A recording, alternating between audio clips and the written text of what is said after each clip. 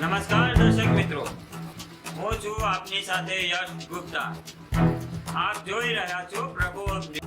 કલોલ શહેરના પાનસર રોડ ઉપર કચરાના ઢગલા અને ગંદકીની સમસ્યા અત્યંત ગંભીર છે।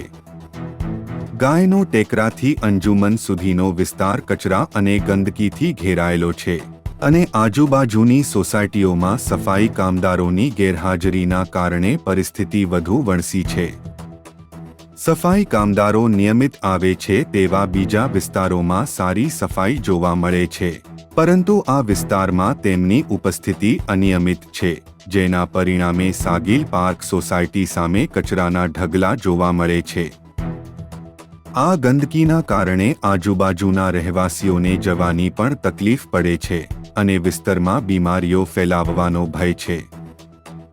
નગરપાલિકા તંત્ર દ્વારા સફાઈના મુદ્દે યોગ્ય ધ્યાન આપવું જરૂરી છે, જેથી આ વિસ્તારના લોકો સ્વચ્છ અને સુરક્ષિત પરિસ્થિતિમાં રહી શકે।